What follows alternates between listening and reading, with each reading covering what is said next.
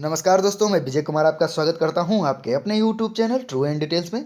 तो दोस्तों, यह हमारा सामान्य अध्ययन का प्रैक्टिस सेट 92 होगा, जिसमें हम 25 महत्वपूर्ण प्रश्न को करवाएंगे। और 25 में से आप कितने प्रश्न कर पाते हो वो कमेंट बॉक्स में जरूर बताएं दोस्तों। और उससे पहले प्रैक्टिस सेट 91 जो हमने आपसे सवाल पूछा था, यानी कि HW, उसका भी हम आपको जवाब बताएंगे।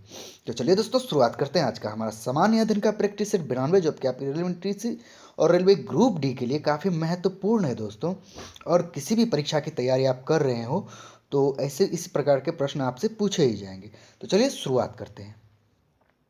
हमारा पहला प्रश्न है दोस्तों, निम्नलिखित में से कौन सा अंग वसा का भंजन कर कोलेस्ट्रॉल उत्पन्न करता है? एक आंत, दो वृक्क, तीन यकृत, चार फुफ्फुस। तो इसका सही आंसर होगा दोस्तों ऑप्शन 3 यकृत। तो चलिए अगले प्रश्न की ओर बढ़ते हैं। जब कोई बाहरी पदार्थ मानव रुधिर प्रणाली में प्रविष्ट होता है तो प्रतिक्रिया कौन प्रारंभ करता है? एक आरबीसी, दो डब्ल्यूबीसी, तीन जीव द्रव्य, चार इनमें कोई नहीं। तो इसका सही आंसर होगा दोस्तों ऑप्शन 2 डब्ल्यूबीसी। तो चलिए अगले प्रश्न की ओर बढ़ते हैं। वह एकमात्र पक्षी जो पीछे की ओर उड़ती है? एक साइबेरियन साइरस, दो गुंजन पक्षी, तीन गौरैया, चार कोयल।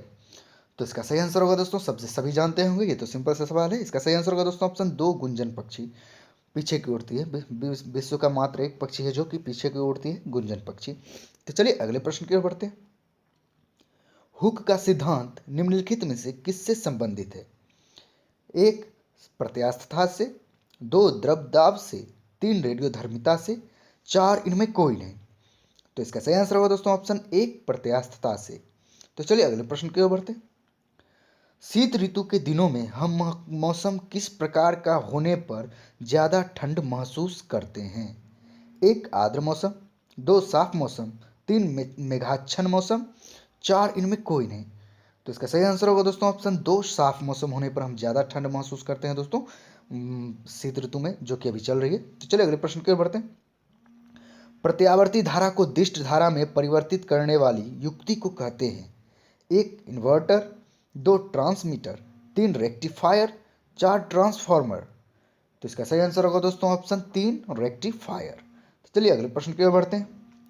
एक ही प्रकार का परमाणु निम्न में से किसमें मिलता है? एक प्राकृतिक तत्व, दो खनिज यौगिक, तीन खनिज मिश्रण, चार इनमें कोई नहीं। तो इसका सही आंसर होगा दोस्तों ऑप्शन 1 प्राकृतिक तत्व में। तो चलिए अगले प्रश्न की ओर बढ़ते हैं। परमाणु संरचना का मॉडल किसने विकसित किया? एक बोहर तथा रदरफोर्ड, दो एल्फ्रेड नोबेल, तीन फैराडे, चार वोल्टा। तो इसका सही आंसर होगा दोस्तों ऑप्शन 1 वॉहर तथा रदरफोर्ड ने। चलिए अगले प्रश्न की ओर बढ़ते हैं। निम्नलिखित धातुओं में से सर्वाधिक हीन चालक कौन सा है? एक सिल्वर, दो स्वर्ण, तीन सीसा, चार लोहा। तो इसका सही आंसर होगा दोस्तों ऑप्शन 3 सीसा। तो चलिए अगले प्रश्न की ओर बढ़ते हैं। कंप्यूटर पर आरोपित ज़्यादातर त्रुटियां किस कारण होती हैं? एक क्रमादेश त्रुटि, दो मीडिया में दोष, तीन हार्डवेयर की विफलता, चार डेटा प्रविष्टि में त्रुटि। तो इसका सही आंसर होगा दोस्तों ऑप्शन 4 डेटा प्रविष्टि में त्रुटि। तो चलिए अगले प्रश्न की ओर बढ़ते हैं। बाल विवाह की प्रथा आरंभ हुई थी? एक गुप्त काल में, दो मौर्य काल में, तीन कुषाण काल में, चार इनमें कोई नहीं। तो इसका सही आंसर होगा दोस्तों ऑप्शन 1 गुप्त काल में बाल विवाह की प्रथा का आरंभ हुआ था दोस्तों, याद रखिएगा, गुप्त काल में। चलिए अगले प्रश्न की ओर बढ़ते हैं। अलाउद्दीन खिलजी के आक्रमण के समय देवगिरी का शासक कौन था? एक राणा रतन सिंह, दो प्रताप रुद्र देव, तीन मलिक काफूर, चार रामचंद्र देव। तो इसका सही आंसर होगा दोस्तों ऑप्शन 4 रामचंद्र देव, देवगिरी का शासक था अलाउद्दीन खिलजी के आक्रमण के समय। तो चलिए अगले प्रश्न की ओर बढ़ते हैं। 1857 के विद्रोह के दौरान दिल्ली में विद्रोह का सैन्य नेतृत्व किसने किया? एक बख्त खां, दो लियाकत अली, तीन बहादुर शाह जफर, चार इनमें कोई नहीं। तो इसका सही आंसर होगा दोस्तों ऑप्शन 1 बख्त खां। मेरे ख्याल से ये दोस्तों ये प्रश्न पहले भी किसी सेट में करवाया जा चुका है, मुझे लग रहा है। अगर आप लोगों को लग रहा हो तो कमेंट करिएगा। तो चलिए अगले प्रश्न की ओर बढ़ते हैं। भारतीय राष्ट्रीय कांग्रेस का प्रथम मुस्लिम प्रेसिडेंट था? एक M.A. अंसारी, दो बदरुद्दीन तैयबजी, तीन अबुल कलाम आज़ाद, चार अब्दुल गफ्फार अहमद। तो इसका सही आंसर होगा दोस्तों ऑप्शन 2 बदरुद्दीन तैयबजी, भारतीय राष्ट्रीय कांग्रेस के प्रथम अध्यक्ष थे। तो चलिए अगले प्रश्न की ओर बढ़ते हैं। मुस्लिम अध्यक्ष थे। भारत के संविधान में 9वीं अनुसूची किस संशोधन अधिनियम द्वारा जोड़ी गई थी? एक पहला संशोधन, दो दूसरा संशोधन, तीन तीसरा संशोधन, चार पांचवा संशोधन। तो इसका सही आंसर होगा दोस्तों ऑप्शन एक, पहला संशोधन अधिनियम के द्वारा जोड़ा गया था 9वीं अनुसूची को। तो चलिए अगले प्रश्न की ओर बढ़ते हैं। बलवंत राय समिति प्रतिवेदन के अनुसार महत्वपूर्ण संस्था है? एक ग्राम पंचायत, दो जिला परिषद, तीन पंचायत समिति, चार उपर्युक्त तीनों। तो इसका सही आंसर होगा दोस्तों ऑप्शन तीन, पंचायत समिति। चलिए अगले प्रश्न की ओर बढ़ते हैं। डॉक्टर नॉर्मन ई बोरलॉग किस देश से थे? एक मैक्सिको, दो अमेरिका, तीन ऑस्ट्रिया, चार इंग्लैंड। तो इसका सही आंसर होगा दोस्तों ऑप्शन दो, अमेरिका। तो चलिए अगले प्रश्न की ओर बढ़ते हैं। केंद्र एवं राज्य के बीच वित्तीय विवादों के निपटारे हेतु मुख्य एजेंसी है? एक सर्वोच्च न्यायालय, दो वित्त आयोग, तीन न्याय मंत्री, चार वित्त मंत्री। तो इसका सही आंसर होगा दोस्तों ऑप्शन दो, वित्त आयोग। तो चलिए अगले प्रश्न की ओर बढ़ते हैं। शांत समुद्र और तूफानों का महासागर निम्न में कहाँ स्थित है? एक पृथ्वी, दो मंगल, तीन चंद्रमा, चार बृहस्पति। तो इसका सही आंसर होगा दोस्तों ऑप्शन तीन, चंद्रमा पर। तो चलिए अगले प्रश्न की ओर बढ़ते हैं।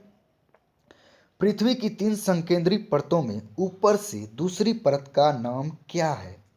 एक नीफे, दो सीमा, तीन सियाल, चार इनमें कोई नहीं। तो इसका सही आंसर होगा दोस्तों ऑप्शन दो, सीमा। तो चलिए अगले प्रश्न की ओर बढ़ते हैं। अंटार्कटिका महाद्वीप का सर्वोच्च पर्वत शिखर है?